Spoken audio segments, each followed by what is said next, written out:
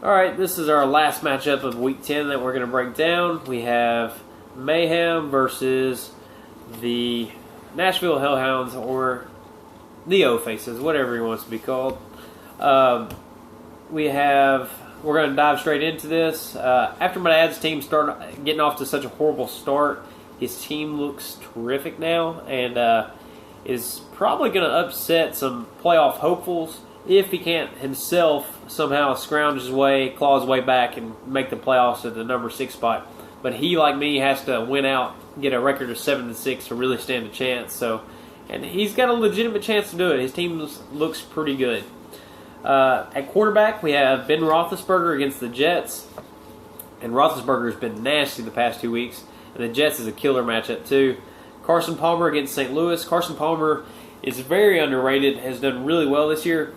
He's averaging, I think 16 points a week, so he's doing pretty good himself. No slouch, but got to go with Roethlisberger for the advantage. At the running back spot, we have Jamal Charles and Charles Sims. Charles on Charles action there. It's kind of like a law firm or something, Charles and Charles. And then we have the Chris and Chris Ivory and Chris Polk for Shaggy. Ivory's been really good, but no need to really dive into that much more. My dad's got an advantage, just Jamal Charles alone. Yeah. So, advantage to Mayhem for that. Then in the wide receiver department, we have Torrey Smith and Mohamed Sanu. Sanu is late in the third quarter and only has 0.2 points. He has 1 catch for 2 yards. That's it. So that's not looking good unless you get some garbage time touchdown. It's looking pretty bad. And even before that, Antonio Brown and Terrence Williams is an advantage, especially with Terrence Williams playing against Jacksonville and Antonio Brown being the best wide receiver in football right now. So, advantage to Mayhem again. Tight end, Vernon Davis and Travis Kelce. I know there's a trade going on right now, and it's going to go through before Sunday. It's a pretty even swap for Heath Miller, but advantage Travis Kelce. So, another advantage Mayhem. Now, for wide receiver in the flex, we have Mike Evans and Brandon Marshall.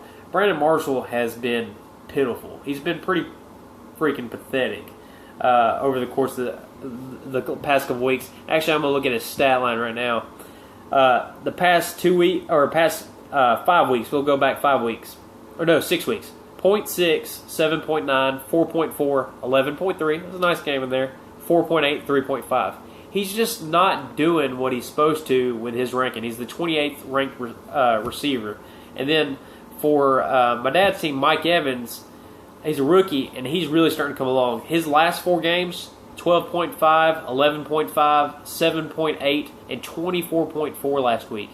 He's obviously the favorite target there, even over Vincent Jackson, and I think he's an advantage for my dad there, especially moving forward as he's fighting for a playoff spot. So another advantage Mayhem. Defense, Eagles defense against Carolina. It's a good matchup. Packers defense I actually like a little bit more against Chicago with Jay Cutler not doing so well. And then kickers, pretty even across the board. But huge advantage just all around in favor for Mayhem. And I think he moves on to 4-6. Yeah, I think Ricky's going to move on to 4-6 also. Put Shaggy at 4 and 5. Run backs on that. What's your take? 4 and 6. I'm sorry. I'm gonna have to kind of lean towards Dad Mayhem. I mean, Shaggy's got some good upset potential. He's kind of proven that his team is worth actually a damn this year. But it's because of Foster being on bye. I think that really hurts it because Foster's been kind of carrying the team.